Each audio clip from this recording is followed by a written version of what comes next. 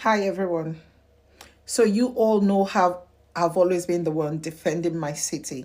When I do my live videos and people ask me questions like how is Sunderland when it comes to racism and all that, I've always been the one to give good reports about Sunderland. So lately I haven't been using my car. I've been using public transport, and you can't believe what I witnessed today. I witnessed something that I shouldn't witness on the bus. So I was on the bus. I was trying to get my ticket from the driver, and this gentleman, you know, was coming in. He should be in his 60s or late 50s, and he was coming in. And I gave way for him to pass. I said, "Oh, sorry." And he passed. And when I turned around and he went, oh, like this kind of sight of disgust. Then I sat down. He sat on the seat, two seats, with another gentleman by his side. I sat facing the other way. And I heard him saying to that gentleman, because of this lot of people, I'm not going to be using the bus anymore. Sunderland has now become something else. I mean, there's people coming in. And I'm like, this man, does he know I'm hearing him? Then I was exchanging pleasantries with a neighbor who was actually on the bus as well.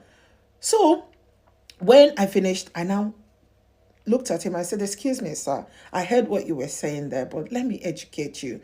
Sunderland is what it is because of people coming in. Okay? Sunderland has become multicultural. The economy here is booming because of people coming from different places. If you look at the university, it's growing.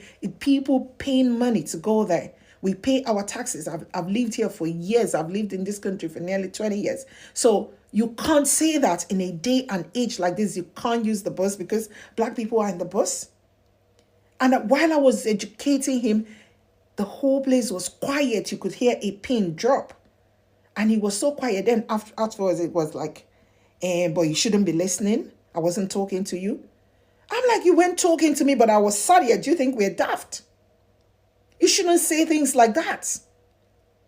What do you expect the young people to do if you would be? I mean, I was so disgusted at that. Then he left the bus. He came down to at his bus stop, crawled away like a very holy lamb, and went away. I'm sure he'll be like, oh, these people are not as daft as I thought. Then the one he was talking to, who never even listened to him, was like, I'm sorry for that experience there. The older they are, the worse it is when it comes to this kind of things. The R thing, which I don't like to say on my page. People have been asking me about Sunderland. This is not good. This was what happened in those days. How can you say that? Oh, some people say that UK is not racist. UK is a free country. It's a country that everyone can come just be friendly and face a normal lifestyle. But now I picked these ordeal narratives. People saying from the heart that this is what I faced in the town of United Kingdom. They are racist to the core. So let us listen to these people giving their narrations about how life is in the UK. If you're black or if you're not white, your host is, as always, Collins. Do not forget to subscribe if you're watching us for the first time. So let us watch and comment in the end. People are scared to leave their house because of the colour of their skin. I've seen videos of brown people walking down the street, getting punched in the face for no reason, and having to walk back up the street and go around the corner again. It's like we're going back in time. The racism we're seeing on social media and on our streets, it's unbelievable. It's worrying. It's like we've come so far forward in understanding that diversity is important. It's important to respect people because of their beliefs. And overnight, the racism and what we're seeing on the streets, it's horrific. It's actually shocking. Casual racism in the UK has got so bad I can't even comprehend it. I'm so scared for my dad. I'm so scared for my granddad. I'm so fucking scared for them. I'm scared for my dad to go to do his job in London. I'm scared. I'm so scared for him. I'm scared for my mixed race sisters. I was adopted at 3 years old by my mum's sister, and my mum's sister had an Asian partner, and then I grew up with Sikhs my whole life. They're wonderful people. Everybody can be wonderful. Society is a wonderful thing where there's mixed cultures everywhere. We learn from different things, but you are targeting certain groups, and this hatred that we're building from the right wing is dangerous, because I'm telling you something, and the thing that none of you really seem to comprehend is, if you got rid of all the people that you hate in this world, whether that's LGBT, the black people in this society, the Asian people in this society, you'd still have the same problems. You still wouldn't be able to pay your bills. You still wouldn't be able to get by. The people at the top are using you so that you forget about the things that are going on. How hard it is to get by, how hard it is to live. And they are blinding you in hate, and you are going to pass this hate on. You are going to pass this hate on. It's scary. I'm scared for my dad. He doesn't deserve this. He is a good, honest man. My grandparents are good, honest people. They don't deserve it. My little sisters don't deserve to grow up and have to deal with the hatred that you're putting onto your children, and then they will spew onto my little sisters. They don't deserve that. Nobody deserves to be racially abused. Casual racism in the UK has got to an all-time low. It's horrendous. It's horrendous. But why are you doing it? It makes no sense. You are now attacking Gary Neville for coming out and making a point about your flags. Because the flags weren't here 6 months ago. They were not here. But now there's nonsense that's been spewed to you. You have the flags out because it has a message behind it. When people are like, there's no racism in London or stuff like that, let me educate you a tiny bit on like the subtle racism that is in London daily, right? I live in quite a, it's kind of like, it's a posh area, right? There's a lot of rich white people, cool. So like one time I'm walking, cool, I'm bopping to like either the gym, I wear tracksuits a lot, I'm in full tracksuit. There's a lady and her son in front of me, right? She looks back, sees me, brings her son closer to her. That shit got my head fucked up, because she's seen me and that's given her, like that scared her. Like it scared her enough to hold her son closer, like, because she looked at me and perceived me as a threat. That a potential threat, not a threat, a potential threat. She was like, so much so that she just had to hold her son. And I know she wouldn't, I know she did it because of me. She looked at me, looked again and done it. That hurts so much because that's so far away from the person I am. I was like, God damn, I wanted to go up to her like, yo, look, miss, I'm not like a bad person. Like I'm just trying to get from A to B. And like, you'd be surprised, that shit happens daily. Like when I say daily, let me give you the different variations. Like I could be walking, someone's holding a bag, I'm on that side here, and they move the bag from one hand to the other because they see me on that side of their shoulder. Or there's times where there's like people in front of me and I'm just like, I walk quickly because cool, if I'm stepping out, I'm probably going gym or trying to get somewhere, heading to a motive or whatever, and I walk quickly a lot to get around quickly, right? And that scares people more. They're always looking and bugging out, like constantly. One time I'll come into my apartment, the lady in front of me, she didn't know I lived there. She slams the door in my face. She slammed the door in my face. I was like, yo, I had to just use my key and open it. And I was like, I'm looking at her. She's looking back like, yeah, that's awkward as fuck. Yeah, because you just done that based on like, I get it. Yeah, fine. You don't know me. I could have been. I'm going to give her the benefit of the doubt. I could have been someone random trying to get in. You can never be too sure. London isn't the safest place. So I'm like, fine. That one I can let slide. But I was like, it still obviously hurt because I was like, damn. I'm not sure if I was white, she'd have done the same thing, you know what I'm saying? So, but yeah, like, that shit happens in London every day, and I know all us black people go through that same shit daily. Really interested in what is happening in schools in predominantly white areas still. So when I did my PhD research on the English suburbs and black mixed race families and how they navigate these spaces, a key chapter of analysis was about schools.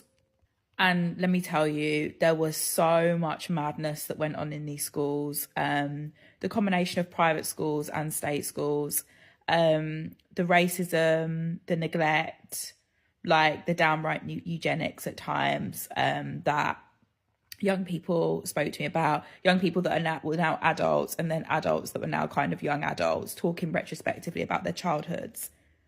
the lack of racial literacy, and by racial literacy, I mean an understanding of how race works, race and racism works in society amongst teachers, was absolutely diabolical. And it's really difficult for me talking about teachers because I'm a sociologist and I'm also like politically like a socialist. So I want to both defend and reconcile with the positivity that teachers can bring to society. And I also want them to be paid adequately. Like, I want them to have an ordinary and dignified life. And I know in this country, like, teachers are so badly paid. However, the racism that was reported to me from students was so bad, I can't believe other authorities had not been called or had not been, their attention hadn't been brought to these situations. Obviously, pupil referral units are rife now, and we know that pupil referral units are dominated by Black boys, other boys of colour, neurodivergent young people. And that was happening like in the 90s and noughties as well, which is when my kind of research retrospectively looks back on. But these mainly Black and Black mixed race millennial adults now just spoke to me about kind of being put in bottom sets. Like, that's what my experience was. Having teachers like say the N-word in class, experiencing racist bullying and it not being taken seriously by teachers, being completely isolated by schools, teaching history in a very kind of like racist way. And my thing now, like, as I've progressed in my career as a sociologist, it seems like a lot of these issues in schools have either got worse, or they seem to be trickling down into the city schools as well.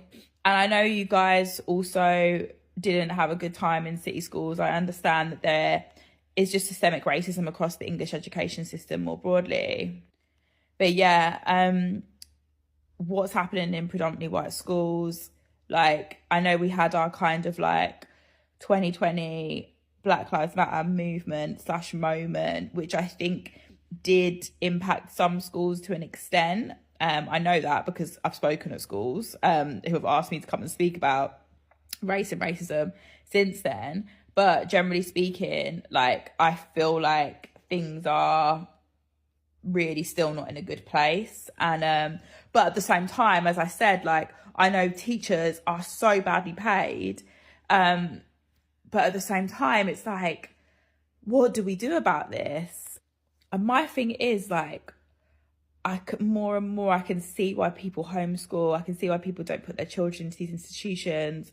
But at the same time, you got to eat, people have got to work.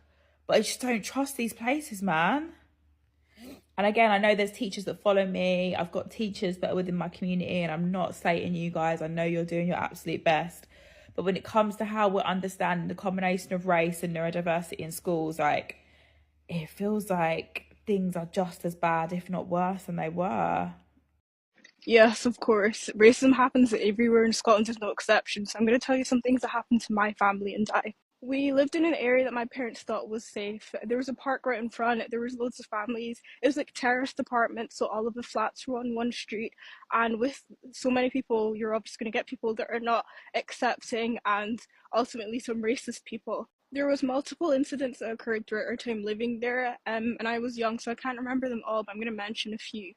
Our car would constantly be vandalised, so one day we'd wake up and we'd have our mirror broken, or it'd be a window broken, and one time they poured acid on our car, which obviously left a permanent mark.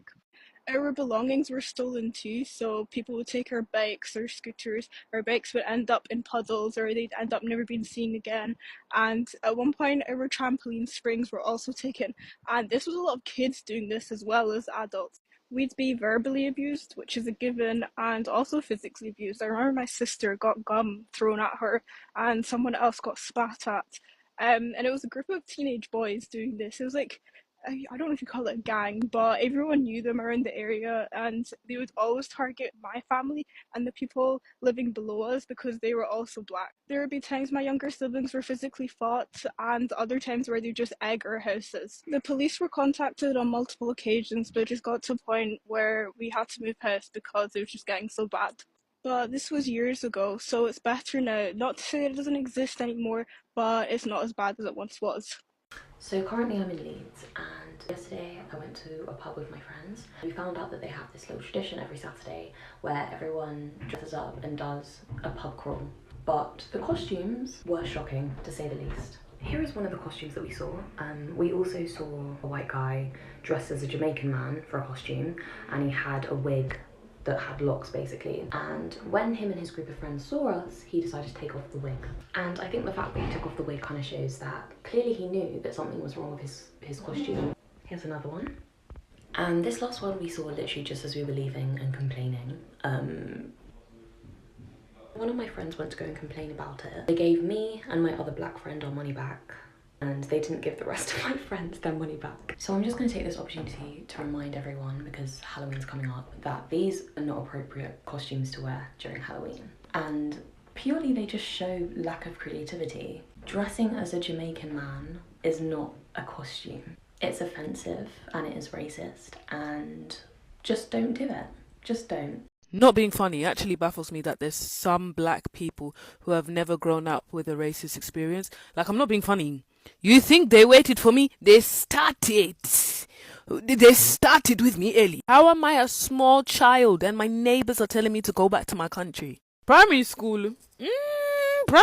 A boy in the younger year actually came up to me and asked me how I got my skin that color and if I was just dirty. I said, huh? Wow, did God make black people? They roast them in the oven. Blake had a crush on a guy and he said that he wouldn't date me because I'm black. Secondary school, Blake, Monkey, all of them ones, walked past an elderly couple and they said black people these days. And my question to you is, how many days do you have left? You got the cheeky no caller IDs where people are calling me up and calling me the N-word. At my previous workplace, I was being laughed at because apparently it's so funny that black elves were being hired. People don't waste any time. Even under one of my TikToks that I posted, somebody asked me what jungle I came from. Was told that my eligibility to work in this country was being questioned even though I was born and bred here. So it's like, okay. And the thing is, I don't even get offended anymore. I just laugh because I'm so desensitized to this. It's actually crazy. It's mental. It's actually mental. Even by a guy I was talking to, I got called a gollywog. It's actually dark, guys. No pun intended. But no, in all realness, it's actually quite sad. But again, so desensitized to it that I don't even care anymore. It is what it is. So, racism in the UK towns is a complex issue, a very complex issue, with the history of colonialism and immigration being one of the major contributors to these racial tensions that are arising in the UK towns, be it Sunderland, be it London, all the towns that are in the UK. So if you look at it in terms of historical context, the UK colonial past and post World War III and II immigration waves have shaped these racial dynamics. Towns like Bristol, Liverpool, and London East have significant history of immigrants, and tensions are rising because of this presence of immigrants. Now, hate crimes and racist incidents are reported in various towns, with spikes often following major events like terrorist attacks, Brexit. Ethnic minorities also face disparities in employment, education, healthcare, even housing. And these are the major issues that you have seen being raised in this video. Far-right groups have been linked to racist attacks, and protests in some areas have also been witnessed, with some people feeling so much oppressed they go to the streets. Examples of the most or the adversely affected towns are like Oldham and Manley in Greater Manchester. So now we have identified that Oldham and Burnley are the greatest affected. Racially motivated attacks have also occurred in Sunderland and Plymouth. These are towns that are highly prevalent to this racial segregation. So government response initiatives like the UK's Hate Crime Awareness Week aims to tackle such unbecoming activities. Also, there are community groups and charities that have come out to castigate these issues. Police force have also increased efforts to combat these attacks that have been prevalent in these towns. So this is a video that is about learning and about telling the UK citizens, the people who are racist, the white racist supremacists, that it is high time we stop such kinds of behaviors, because everyone is equal in the society. We should nurture an environment where everyone feels part of the society.